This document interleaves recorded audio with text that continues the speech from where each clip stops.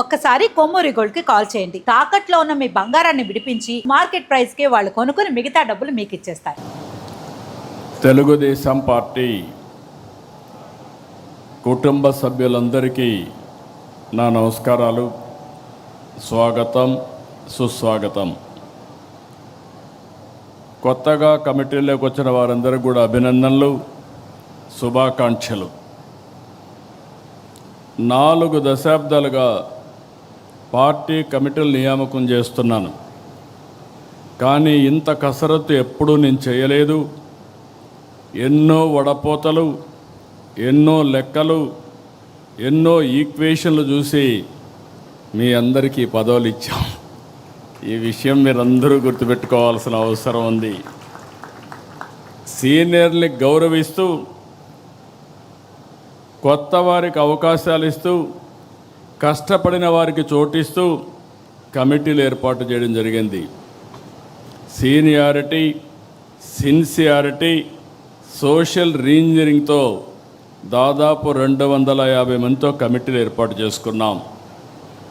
అనుభవం, యువశక్తి, సమర్థత గీటురాయిగా పార్టీ కమిటీలు ఏర్పాటు చేశాం. పార్టీ పదవులు చేపట్టిన మీ అందరికీ మనస్ఫూర్తిగా మరొక్కసారి congratulations, all the best.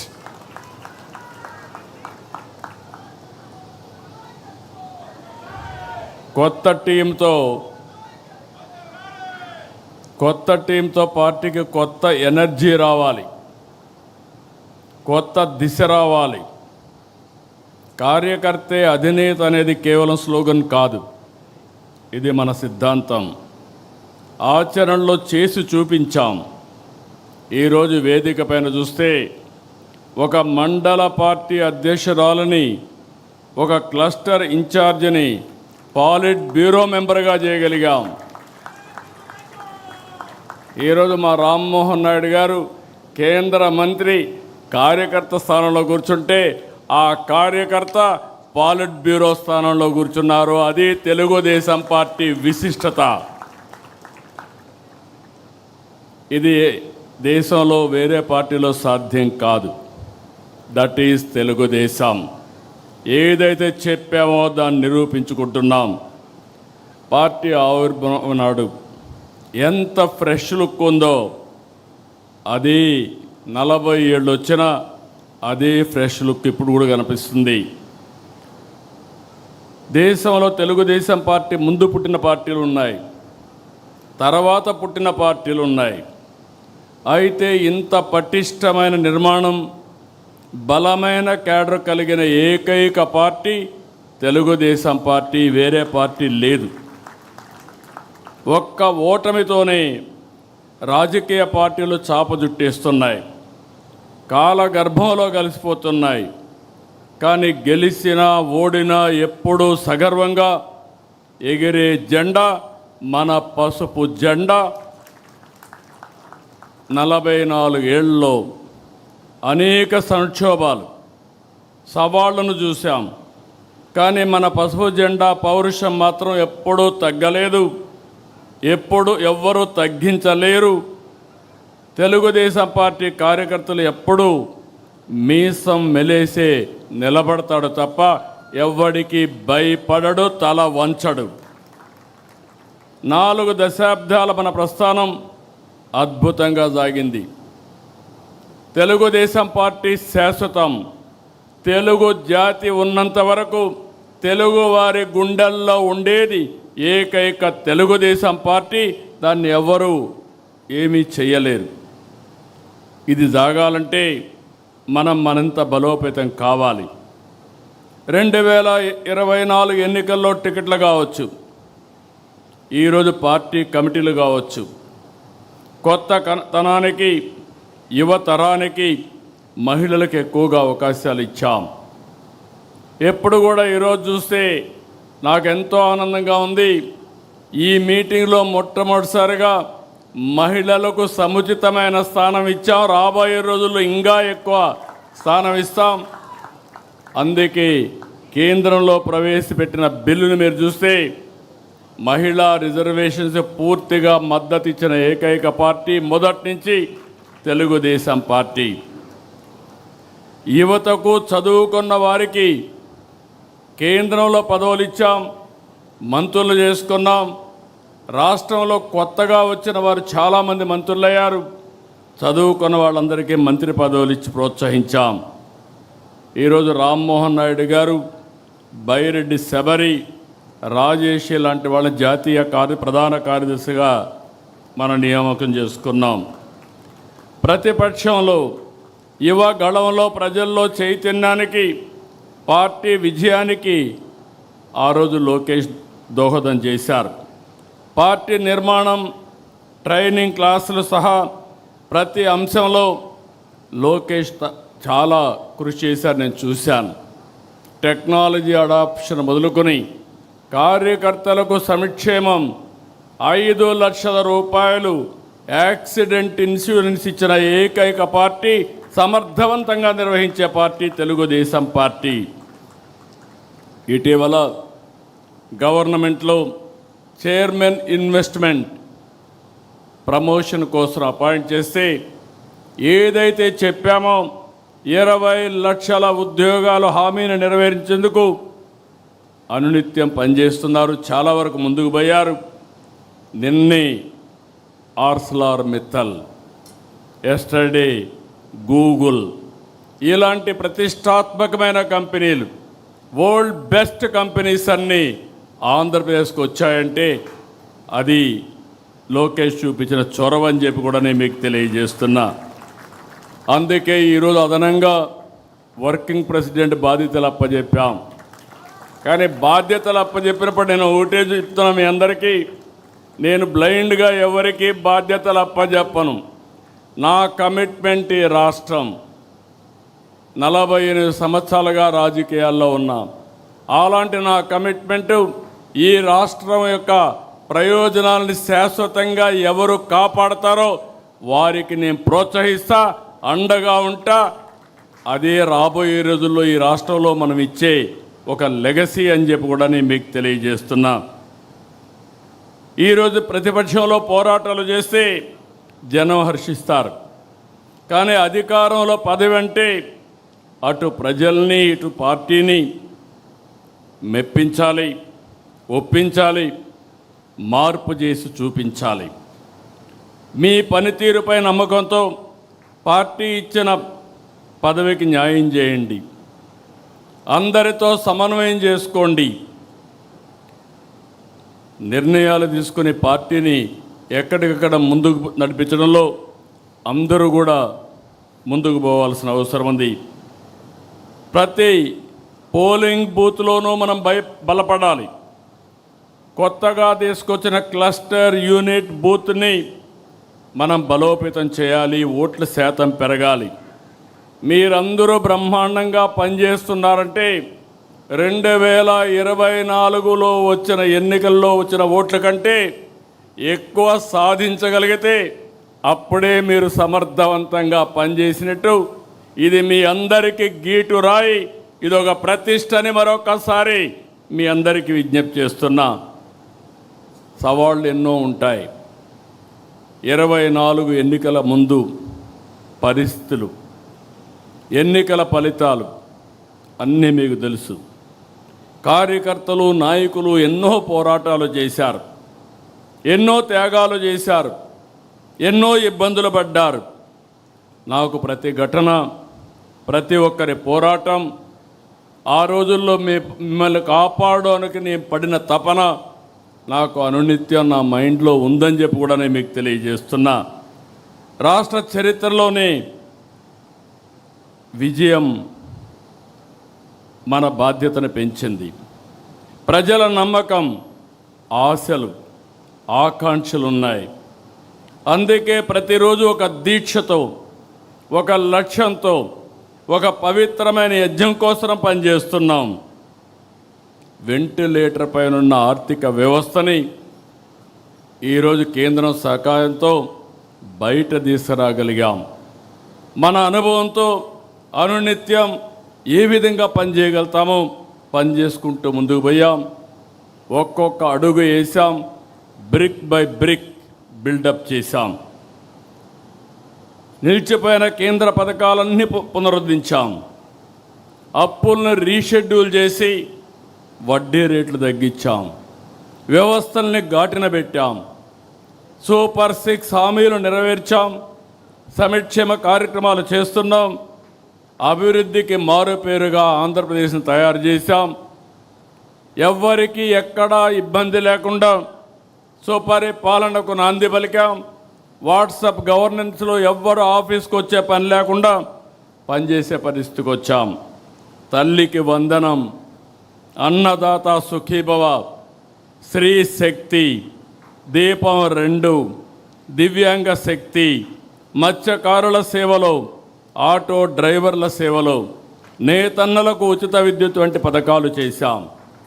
DSC, mega DSC నిర్వహించాం. కొత్త రహదారులు వేస్తున్నాం. ఇరిగేషన్ ప్రాజెక్టులు పరుగున పెట్టిస్తున్నాం. నీరందిస్తున్నాం. కేంద్ర సహకారంతో అమరావతి, పోలవరం పూర్తి చేస్తాం.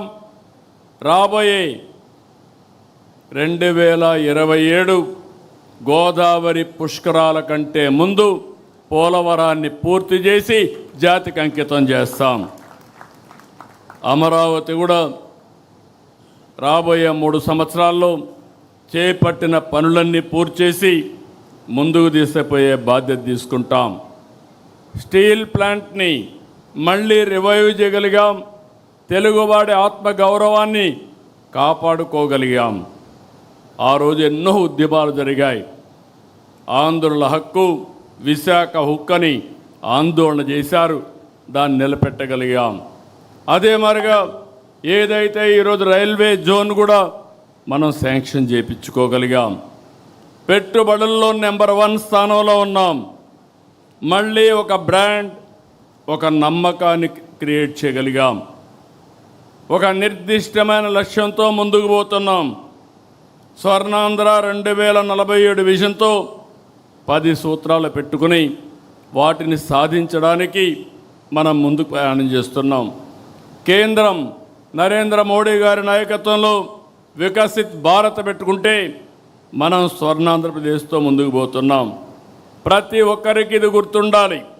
10 సూత్రాలు మీ మైండ్లో ఎప్పుడూ ఉండాలి. పేదరికం లేని సమాజం, ఉద్యోగ ఉపాధి కల్పన, నైపుణ్యం, మానవ వనరుల అభివృద్ధి, నీటి భద్రత, ఫార్మ్ అగ్రిటెక్, ప్రపంచ స్థాయి మౌలిక సదుపాయాలు, ఇంధన వనరుల సమర్థ వినియోగం, కాస్ట్ తగ్గించడం, నాణ్యమైన ఉత్పత్తులు, స్వచ్ఛాంధ్ర, డీప్ టెక్నాలజీ. ప్రతి ఒక్కరు కూడా డీప్ టెక్నాలజీతో మనం ముందుకు పోవాల్సిన అవసరం ఉంది. ఈ ప్రయాణం చేసినప్పుడు 2 ఏళ్లలోనే కొన్ని లక్ష్యాలు మెరుగు చేసుకోగలిగాం. ఒక్క ఉదాహరణ చెప్తున్న, అన్ని డిపార్ట్మెంట్లో మెరుగు చేయగలుగుతున్నాం. ఒక్క ఉదాహరణ మీరు చూస్తే నష్టాల్లో ఉన్న విద్యుత్ శక్తి, విధ్వంసమైనటువంటి డిపార్ట్మెంట్ని రివైవ్ చేశాం. ఏదైతే ట్రూ అప్ ఛార్జెస్ తీసి 4,660 కోట్ల రూపాయలు రద్దు చేసి అది డిపార్ట్మెంటే భరించే పరిస్థితికి వచ్చాం. ఒకప్పుడు ట్రూ అప్ ఛార్జెసే కాకుండా ట్రూ డౌన్ ఛార్జెస్కి శ్రీకారం చుట్టాం. ఇంకో పక్క కరెంటు ఛార్జీలు పెంచమన్నాం. చెప్పిన మాటకు నిలబెట్టి ఒక్క పైసా పెంచకుండా 3 సంవత్సరాలు, ఇది 3వ సంవత్సరం వస్తుంది, ఆ మాటకు నిలబడ్డాం. ఇంకొక పక్కన ఆవరేజ్ ప్రొక్యూర్మెంట్ కాస్ట్ పోయిన సంవత్సరం 30 పైసలు తగ్గించాం ఒక యూనిట్కి. ఈ సంవత్సరం ఇంకొక 30 పైసలు తగ్గిస్తున్నాం. 2029కి ₹1.20 తగ్గించడానికి ప్రణాళికలు తయారు చేసుకున్నాం. ఇదొక చరిత్ర, మీరందరూ గుర్తుపెట్టుకోవాలి. ఎప్పుడు కరెంటు ఛార్జీలు పెరుగుతాయి తప్ప కరెంటు ఛార్జీలు తగ్గించే ఆలోచన ఎవ్వరూ చేయలేదు. అలాంటి ఆలోచనతో మనం ముందుకు పోతున్నాం. ఇంకో పక్కన భూగర్భ జలాలు పెంచాం. సాగులో సాంకేతిక తీసుకొచ్చాం. పోర్ట్లు, ఎయిర్పోర్ట్లు, హైవేలు పూర్తి చేసుకుంటున్నాం. ఇదే కాకుండా మన ఉత్పత్తులకు మార్కెట్ పెంచాం. 1 ఫ్యామిలీ 1 ఆంటర్‌ప్రెన్యూర్ పాలసీ తెచ్చాం. ఏఐ టెక్నాలజీ కంపెనీలు తీసుకొస్తున్నాం. భవిష్యత్తులో విశాఖపట్నం మీరు గుర్తుపెట్టుకోవాలి, ఏఐ హబ్గా విశాఖపట్నం ఏఐ పట్నంగా తయారయ్యే పరిస్థితి వస్తుంది. విశాఖపట్నం పేరే మారిపోయే పరిస్థితి వస్తుంది. ల్యాండ్ రికార్డ్స్ ఆ రోజు తీసుకొచ్చినటువంటి ఈ యొక్క ఒక చట్టాన్ని తీసుకొచ్చి ల్యాండ్ రికార్డ్స్ అని కంట్రోల్ చేయాలంటే దాన్ని రద్దు చేశాం. ఇంకొక పక్కన ఒక్క సంవత్సరం చేసిన అవకతవకలన్నీ ప్రక్షాళన చేసి క్యూఆర్ కోడ్ పెట్టి అదే మాదిరిగా ఎక్కడికక్కడ ఆధునికమైన సాంకేతికతో రికార్డ్స్ అన్నీ కూడా ప్రక్షాళన చేసి వాళ్ళందరికీ ఇచ్చే పరిస్థితికి వచ్చాం. ఇవన్నీ కూడా మీరు గుర్తుపెట్టుకోవాల్సింది నిధులు డబ్బులుండి చేయడం లేదు. చాలా సమస్యలు ఉన్నాయి, కానీ దాన్ని అధిగమించే సంకల్పం ఉక్కు సంకల్పం తెలుగుదేశం పార్టీ సొంతమని మరొకసారి మీకు విజ్ఞప్తి చేస్తున్నా. తెలంగాణలో జీతాలకు 45% రాష్ట్ర వనరుల నుంచి ఖర్చు పెడితే మన దగ్గర 99%. అంటే మనకొచ్చే ఆదాయం జీతాలకే సరిపోయే పరిస్థితి. నేను అందుకే ఫైనాన్స్ మినిస్టర్ చెప్పాను, ఎప్పటికప్పుడు వాస్తవాలు ప్రజలకు చెప్పి ఏ విధంగా ఎకానమీని రివైవ్ చేస్తున్నాం అనే విషయం కూడా మనం చెప్పాల్సిన అవసరం ఉంది. ఆ రోజు మన గవర్నమెంట్లో సమాచారం లేదు. ఆ రోజు ఒక కమిట్మెంట్తో చెప్పాం, ఈ రాష్ట్రాన్ని బాగు చేయాలి, ఒక అభివృద్ధి కాదు సంక్షేమం కూడా చేసే సత్తా తెలుగుదేశం పార్టీకి ఉంది అని చెప్పడానికి ఆ రోజు నేను ఎన్ని ఇవ్వాలో అన్ని ఇస్తాన్నాం. కానీ 4వసారి ముఖ్యమంత్రి మీరు గుర్తుపెట్టుకోవాలి, ఎంత లోతుకు పోతే అంత భయంకరమైన పరిస్థితి. మాట ఇచ్చాం, నిలబెట్టుకోవాలి. అభివృద్ధికి నిధులు వస్తాయి కానీ సంక్షేమానికి మాత్రం మన వనరులే మనం ఖర్చు పెట్టుకోవాల్సిన అవసరం ఉంది.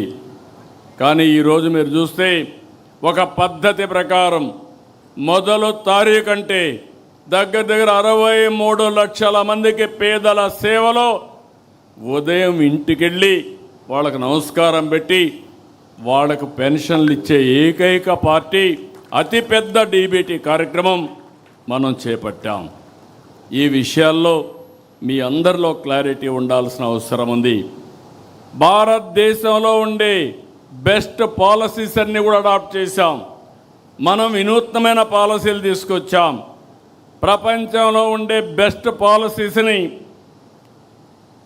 అక్కడుండే కెపాసిటీ బిల్డింగ్ అలాంటివన్నీ నేర్చుకోవడానికి మొట్టమొదటిసారిగా సింగపూర్కి 6 మంది మంత్రులను పంపించాం.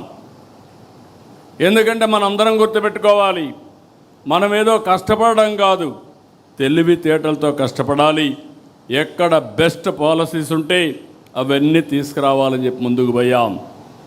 ఇవన్నీ మనం చేస్తూ నేను ఒకటే కోరుతున్నా, మనం చేసిన మంచినే కాదు, అనునిత్యం ఈ పనిలో మనం అనుసంధానం కావాలి. అదే సమయంలో అవతల వాళ్ళు చేసే కుట్రలను కూడా తిప్పుకొట్టే పరిస్థితి ఉండాలి. అదే నిజమైన రాజకీయం. అందుకే గొడ్డలి పార్టీ చేస్తున్నటువంటి చెడును కూడా అనునిత్యం ప్రజలకు చెప్పాలి. అధికారంలో ఉండగా రాష్ట్రాన్ని పూర్తిగా నాశనం చేశారు. అది చాలక ఇప్పుడు కూడా కుట్రలు చేస్తున్నారు. ఈరోజు మీరు చూస్తే ఒక కిల్లింగ్ మనస్తత్వం ఉన్న గొడ్డలి పార్టీకి ప్రజా సంక్షేమం పట్టదు, అభివృద్ధి గిట్టదు. రాష్ట్రానికి పెట్టుబడులు వస్తున్నాయంటే విమర్శలు చేస్తారు. ఒకవేళ విమర్శలు చేసిన తర్వాత ప్రజల్లో కానీ వ్యతిరేకత వస్తుందనుకుంటే మేమే తెచ్చాం, మేమే ఆలోచించామని మాట్లాడే పరిస్థితికి వస్తున్నారు. ఇంకో పక్కన ఎక్కడన్నా డబ్బులు తేవాలంటే దానికి కావాలని కంప్లైంట్స్ పెట్టి అడ్డు పెట్టే ప్రయత్నం చేస్తున్నారు. ఇంకొక పక్కన మనం చేసే అభివృద్ధి చూస్తే దేశంలో మొట్టమొదటిసారిగా 25-26లో 25.3% పెట్టుబడులు ఆంధ్రప్రదేశ్ రాష్ట్రానికి వచ్చాయంటే అది మన మీద ఉండే నమ్మకం. దీంతో వీళ్ళకి ఫ్రస్ట్రేషన్ మొదలైంది. ఎక్కడికక్కడ నిధులు రాకుండా తప్పుడు ఫిర్యాదులు చేయడం, కోర్టులో పిటిషన్లు వేయడం, ఈ కుట్రలకు కుతంత్రాలకు కాలం చెల్లింది. సమర్థవంతంగా ఎదుర్కొనే శక్తి ఎన్డీఏ గవర్నమెంట్కి ఇక్కడ ఉంది. ఇంకొక పక్కన మీరు చూస్తే ఆ పార్టీకి ఒక ఓసీడీ పట్టుకునింది. నేను మామూలుగా చెప్పడం లేదు ఈ మాట.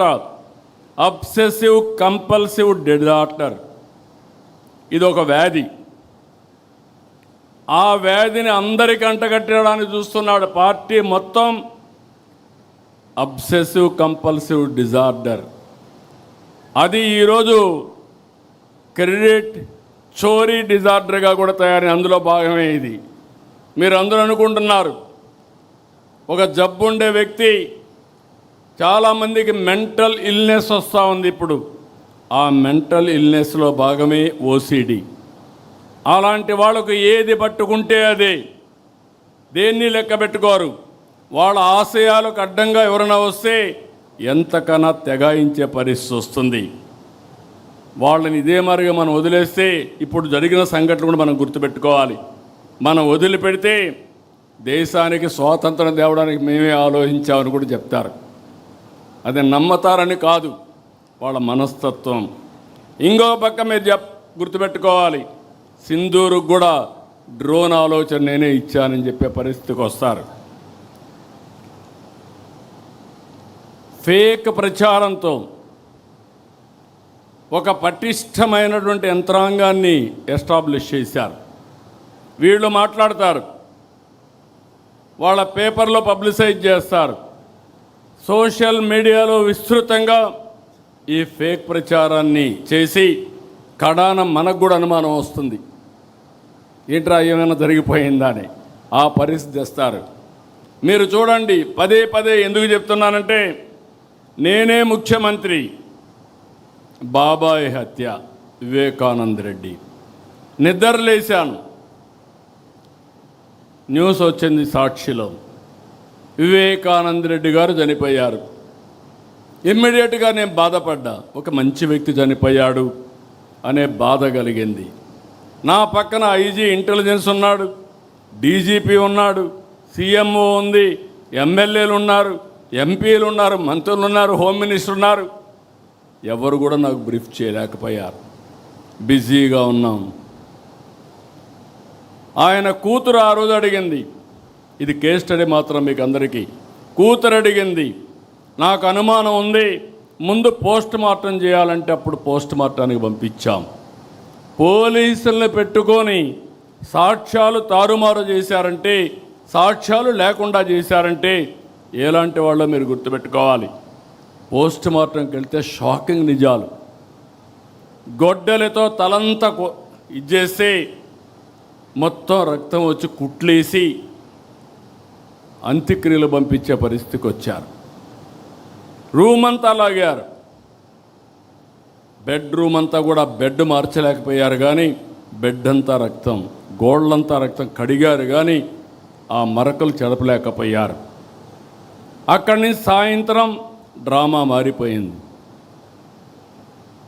ఆ డ్రామాను మీరు చూసే సాయంత్రానికి నా తండ్రి చనిపోయాడు, ఆ రోజు చంపేశారు, ఇప్పుడు ఒకే దిక్కు పెద్ద దిక్కు మా చిన్నాన్న, ఆయన్ని కూడా చంపేశారు, పెద్ద దిక్కు కోల్పోయాను. వాళ్ళ చెల్లెలు నమ్మింది. మీరు గుర్తుపెట్టుకోవాలి, it is not that easy.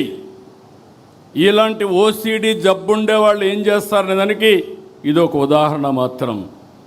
నమ్మితే తెల్లవారు నిద్రలేస్తే ఆ రోజు మాట్లాడలేదు, తెల్లవారు నిద్రలేస్తే సాక్షి పేపర్ చూస్తే నా చేతిలో కత్తి పెట్టి నారాసుర రక్త చరిత్రని నా మీద పెట్టేసే పరిస్థితికి వచ్చారు. అదే రోజు మీరు గుర్తుపెట్టుకోవాలి, ఇవన్నీ బయట వస్తాయని కోర్టుకు పోయి, హైకోర్టుకు పోయి స్టే ఆర్డర్ తీసుకొచ్చారు, ఎవ్వరూ మాట్లాడకూడదని గ్యాగ్ ఆర్డర్స్ తీసుకొచ్చారు. అక్కడి నుంచి సానుభూతి పొంది ఎన్నికల్లో గెలిచారు. గెలిచిన తర్వాత వాళ్ళ చెల్లి అడిగితే మరిచిపోమన్నారు. అక్కడి నుంచి ఆ అమ్మాయి రోడ్డు మీద పడి ఇప్పటికి కూడా పోరాడుతూ ఉంది. ఏం చేశారో మీరు అందరూ చూస్తున్నారు. ఇంకా కూడా న్యాయం జరిగే పరిస్థితి కనపడలేదు. ప్రజాస్వామ్య వ్యవస్థలో కొన్ని సమస్యలు ఉంటాయి. ఇదే కాకుండా ఇంకొక పక్కన చూస్తే మనం గవర్నమెంట్లో ఉన్నాం. ఒక కార్యకర్తను కారుతో తొక్కించి కడాన తను చనిపోతే హాస్పిటల్ పంపిస్తే మనం ఆ హాస్పిటల్ పోయే లోపల చనిపోతే తిరిగి ఆ నెపం మన మీద వేసే పరిస్థితికి వచ్చారు. అక్కడ కూడా మీరు గుర్తుపెట్టుకోవాలి. ఎవరైతే భార్య ఉందో ఆ భార్యను పిలిపించి మన మీద ఆరోపణ, ఏదైతే తను బతికించడానికి 104 అంబులెన్స్ ఉపయోగించామో ఆ అంబులెన్స్లో పోలీసు వాళ్ళు చంపేశారని తిరిగి మన మీద ఆరోపణ చేసే పరిస్థితికి వచ్చారు. అది కేసు పెడితే కోర్టు పోయి స్టే తెచ్చుకున్నారు.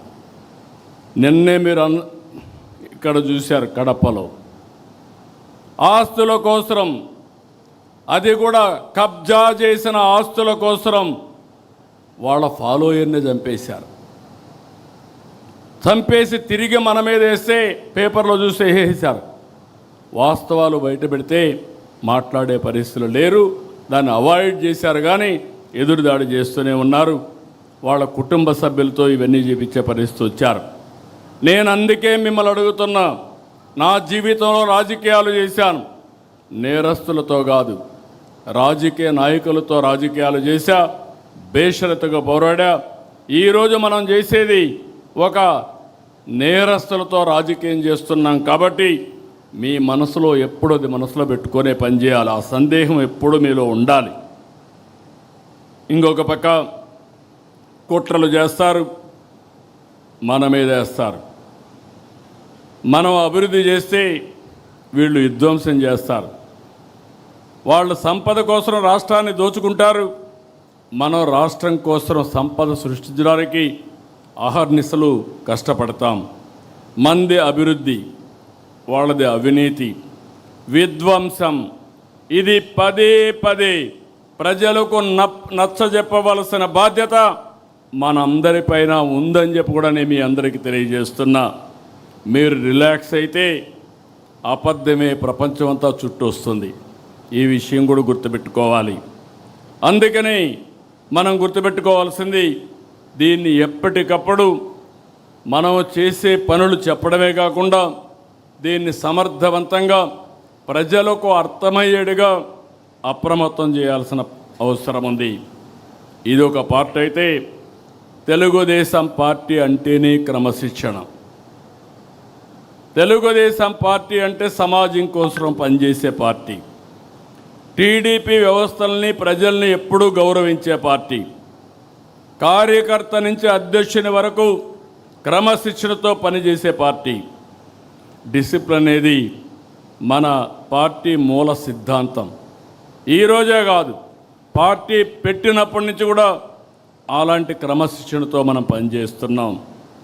ఇంకొక పక్కన మనందరం గుర్తుపెట్టుకోవాల్సింది, ప్రజలతో సౌమ్యంగా ఉండాలి, ప్రజలకు అందుబాటులో ఉండాలి, ప్రజలకు ప్రభుత్వానికి వారధిగా మీరు పనిచేయాలి. మీరు తప్పు చేస్తే పార్టీకి ప్రభుత్వానికి చెడ్డ పేరు వస్తుంది. ప్రభుత్వంలో ఎవరు తప్పు చేసినా, అధికార యంత్రాంగం తప్పు చేసినా, పార్టీ నాయకత్వం తప్పు చేసినా, నాయకులు తప్పు చేసినా, కార్యకర్తలు తప్పు చేసినా ఆ చెడ్డ పేరు మనకే వస్తుంది.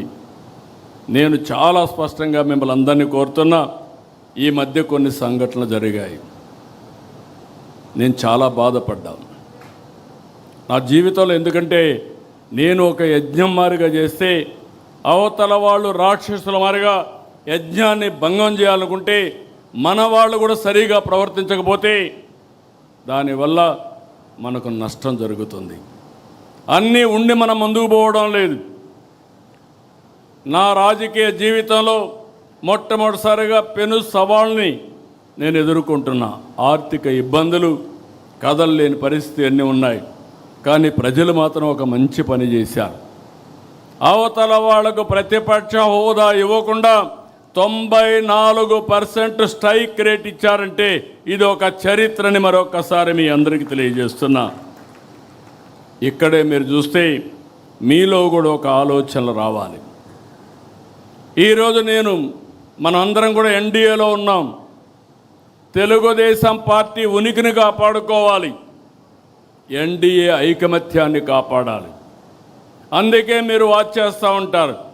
నేను కానీ పవన్ కళ్యాణ్ గారు కానీ ఎక్కడికక్కడ కనపడినప్పుడు లేకుంటే ఎప్పటికప్పుడు ఆ రిలేషన్స్ మెయింటైన్ చేస్తాం. ఆ మెసేజ్ని రాష్ట్ర ప్రజానీకానికి ఎప్పటికప్పుడు అదే మరి కేంద్రం, మనం ఎన్డీఏలో భాగస్వాములం. ఇక్కడ ఎన్డీఏ ఉంది, ఢిల్లీలో ఎన్డీఏ ఉంది. అందుకే ఏ విధంగా మనం ప్రవర్తించాలనో, మనం ఏ ప్రవర్తన వల్ల కూడా అటు కేంద్రానికి ఇటు రాష్ట్రానికి చెడ్డ పేరు రాకూడదని అనునిత్యం మనం పనిచేస్తున్నాం. అందుకే ప్రధానమంత్రి గారిని గౌరవించడం, అదే మరి కొండే ఎన్డీఏ పార్టీస్ని ఎక్కడికక్కడ సమన్వయం చేసుకోవడం ముందుకు పోతున్నాం. ఈ స్ఫూర్తి మంత్రులకు కానీ జిల్లాల్లో కానీ గ్రామం వరకు కొనసాగాలి. 2024లో అభ్యర్థులను చూడలేదు, పార్టీలను చూడలేదు. ఎన్డీఏ ఎవరిని సపోర్ట్ చేసి వాళ్ళకు బ్లైండ్గా ఓట్లేశారంటే దానికి కారణం ఈ రాష్ట్రాన్ని మళ్ళీ పునర్నిర్మాణం చేసుకోవాలి. అది ఒక్క ఎన్డీఏ వల్లనే సాధ్యం, అది కూడా సిబిఎన్ వల్ల సాధ్యమనే ఉద్దేశంతో ఆ రోజు ఓట్లేశారు. అది మీరు గుర్తుపెట్టుకోవాలి.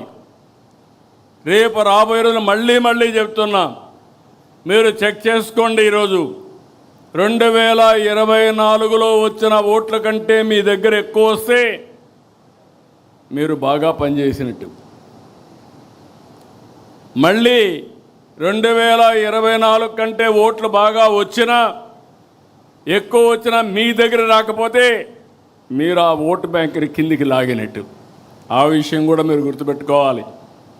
నేను గర్వంగా చెప్పగలుగుతున్నాను, ఈ ఇబ్బందుల్లో పనిచేస్తున్నాం, ఒక నమ్మకం వచ్చింది. అందుకే ముందు కంటే ఇప్పుడు ఎన్నికలు పెడితే దానికంటే ఎక్కువ సీట్లు వస్తాయి తప్ప తక్కువ సీట్లు రావు. అదే సమయంలో మీరు గుర్తుపెట్టుకోవాలి, ఏదో ఎక్కువ సీట్లు వస్తాయని మీరు అతిగా ప్రవర్తిస్తే ఓట్లు పోవడమే కాకుండా పార్టీకి అప్రతిష్ట పాలు వస్తుంది. అవసరమైతే నేను ఒకటే చెప్తున్నా, గతంలో పాలకుల యొక్క గర్వాన్ని చూశాం, అహంకారాన్ని చూశాం, ప్రజలు ఏ విధంగా బుద్ధి చెప్పారో చూశాం. ఇంట్లో నుంచి బయట రాలేకపోయాం, హామీలు మాట్లాడాం, కడాన కొంతమంది సైలెంట్ అయిపోయారు. కానీ ఆ రోజు ఈరోజు వీరోచితంగా పోరాడింది తెలుగుదేశం పార్టీ కార్యకర్త పోరాడారు, నాయకులు పోరాడారు. దాన్ని కాపాడుకుంటూ వచ్చాం. అందుకే మళ్ళీ నేను రిమైండ్ చేసేది, ప్రజల పట్ల గౌరవంగా ఉందాం. బూతులు, వివాదాలు, దాడులు, గొడవలు, సెటిల్మెంట్లు ఇవి మన దగ్గరికి రాకూడదు. మొన్నటి వరకు మిమ్మల్ని ప్రజలంతా కూడా పెద్ద ఎత్తున సహకరించారు, మీ మీద ఒక నమ్మకం పెట్టుకున్నారు. ఈరోజు ప్రజలు మిమ్మల్ని కూడా వాచ్ చేస్తున్నారు, ఒక కన్నేసి పెట్టారు. మీ ప్రవర్తన చూస్తున్నారు, మీరు చేసే పని చూస్తున్నారు, మీరు ఎవరితో కలుస్తున్నారో అవి కూడా చూసే పరిస్థితికి వచ్చారు. ఈ విషయాలు మీరు గుర్తుపెట్టుకోవాల్సిన అవసరం ఉంది. ఎవరైనా అధికారం ఉందని ఎగో ప్రదర్శిస్తే భవిష్యత్తులో నష్టపోయేది మీరు, పార్టీ. అందుకనే మళ్ళీ కోరుతున్నా, చిన్నపాటి కలహాలు కూడా రాకూడదు. ఫ్లెక్సీల దగ్గర, ఫోటోల దగ్గర, కుర్చీల దగ్గర. నేను I'm very clear on that. ఎవరో ప్రధానమంత్రి వస్తే నన్ను సెక్యూరిటీ పక్కకు దోస్తాడు, అతనికి తెలియదు, అతను డ్యూటీ ఆయన చేస్తాడు. దానిపైన నేను ప్రధానమంత్రి గారి దగ్గరికి వస్తే నన్ను చేశారనుకుంటే తప్పు అవుతుంది. ఈ విషయాలు మీరు గుర్తుపెట్టుకోవాలి. నేను చాలాసార్లు చూస్తున్నా ఇవన్నీ. అందుకే మళ్ళీ మీ అందరికీ చెప్తున్నా, ఈ యొక్క మీరు సత్ప్రవర్తన కింది వాళ్ళకు కూడా నేర్పించాలి. We are not only individual leader by virtue of your position మీకు వల్నరబిలిటీ ఎక్కువ ఉంటుంది. ఒక మంత్రి, కేంద్ర మంత్రులు తప్పు చేస్తే నేషనల్ ఇంటర్నేషనల్ మీడియాలో హెడ్లైన్స్ వస్తాయి. రాష్ట్ర మంత్రులు తప్పు చేస్తే రాష్ట్రం జాతీయ స్థాయిలో హెడ్లైన్స్ వస్తాయి. ఏదైనా ఒక ఎమ్మెల్యే కానీ ఒక ఎంపీ తప్పు చేస్తే అదే స్థాయిలో ప్రొజెక్షన్ వస్తుంది. ఈ విషయాలు మనం గుర్తుపెట్టుకోవాల్సిన అవసరం ఉంది. అందుకనే నేను కూడా అనునిత్యం పనిచేయడమే కాకుండా పార్టీ క్రమశిక్షణ కాపాడడానికి కూడా అన్ని విధాల ముందుకు పోతామని చెప్పి కూడా నేను మీకు తెలియజేస్తున్నా. త్వరలో స్థానిక సంస్థల ఎన్నికలు వస్తాయి. చేసిన అభివృద్ధి చెప్దాం, తెచ్చిన మార్పు చెప్దాం, పడిన కష్టాన్ని వివరిద్దాం, దేనికోసం కష్టపడ్డామో ఇవన్నీ చెప్పి కానీ మనం ముందుకు పోగలిగితే నాకు అనుమానం లేదు రాబోయేది వన్ సైడ్ ఎలక్షన్స్ ఉంటాయి. 2024 అసెంబ్లీ కంటే మెరుగైన ఫలితాలు చూడబోతున్నామని మీ అందరికీ తెలియజేస్తున్నా. మళ్ళా అభ్యర్థుల ఎంపికలో మీరు తప్పు చేస్తామంటే మాత్రం కుదరదు. ఏది కూడా ప్రతి ఒక్కటి కూడా నిష్ఠతో చేయాలి, మనసు పెట్టి చేయాలి, భవిష్యత్తు కోసం పనిచేయాల్సిన అవసరం ఉంది. కొంతమంది అనుకుంటున్నాం ఏదో మేము అయిపోయాం, ఎమ్మెల్యే అయిపోయాం, మంత్రులు అయిపోయామని. 2 ఏళ్ళు అయిపోయింది, 3 ఏళ్ళలో మళ్ళా ఎలక్షన్స్ వస్తాయి. మీకు అందరికీ గుర్తుపెట్టుకోవాలి. వన్ టైం ఉండాలంటే ఒక ఆలోచన, శాశ్వతంగా ఉండాలంటే ఇంకొక ఆలోచన. శాశ్వతంగా ఉండాలంటే శ్రమపడ్డాలి. ఏమైనా పర్వాలేదు, పార్టీ ఏమైనా పర్లేదు, పార్టీ మీద ఉంటే నేను గెలుస్తానంటే మాత్రం కుదరదు. ఈ విషయం మనందరికీ గుర్తుండాల్సిన అవసరం ఉంది. దయచేసి ఇక్కడ పిలిచింది కూడా ఈరోజు నేను ఎంపీలని పిలిచాను, ఎమ్మెల్యేలను పిలిచాను, నేషనల్ పార్టీ ఎగ్జిక్యూటివ్స్ కానీ కార్యవర్గాన్ని అందరిని పిలిచాం, రాష్ట్ర పార్టీ కార్యవర్గాన్ని పిలిచాం. అందరం కూడా ఈ రోజు నుంచి మనస్పర్ధలు లేకుండా అందరం కూడా ఒక పద్ధతి ప్రకారం పనిచేసే పరిస్థితి రావాలి. అన్నింటికంటే ప్రజాహితమే ద్వేయంగా మనం పనిచేస్తే ఈ సమస్యలు ఉండవు. ఎంపీలు ఎమ్మెల్యేలు కలిసి పనిచేయాలి. ఎమ్మెల్యే ఆ కాన్స్టిట్యున్సీలో ఉండే కమిటీలతో కలిసి పనిచేయాలి. ఎంపీ పోయినప్పుడు నేను చూస్తున్నప్పుడప్పుడు ఎమ్మెల్యేలు నేను చెప్పినప్పుడే నువ్వు రావాలనడం, అదే మరి ఎమ్మెల్యేలంతా కూడా కార్యకర్త నా మాటలు వినకుండా నా పర్మిషన్ లేకుండా చేయకూడదని చెప్పడం, ఆదేశాలు ఇవ్వడం. అంటే ఈయన పర్మిషన్ లేకపోతే మండల పార్టీ ప్రెసిడెంట్ పనిచేయకూడదు, క్లస్టర్ పనిచేయకూడదు, యూనిట్ పనిచేయకూడదు. ఒకవేళ ఎంపీ వచ్చినా అక్కడ ఎవరు ఈయన రిసీవ్ చేసుకోకూడదు ఆయన చెప్పే వరకు. ఇది మంచి పద్ధతి కాదు.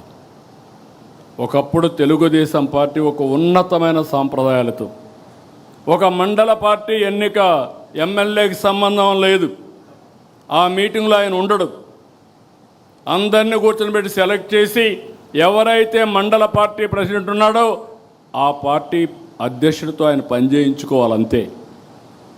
అలాంటి సాంప్రదాయాలు ఉండే పార్టీ అందుకే ఈరోజు నిలబడింది. లేకపోతే ఇంకోటి కూడా చెప్తున్నా, మీరందరూ గుర్తుపెట్టుకోవాలి, తెలుగుదేశం పార్టీ కార్యకర్తలు మాతో ఉంటారనుకుంటారు. మీరు అధికారంలో ఉన్నంత వరకు ఉంటారు, టికెట్ ఇస్తే మీతో ఉంటారు, టికెట్ ఇవ్వని మరుక్షణం తెలుగుదేశం పార్టీతో ఉంటారు, ఆ జెండాకే పనిచేస్తారు.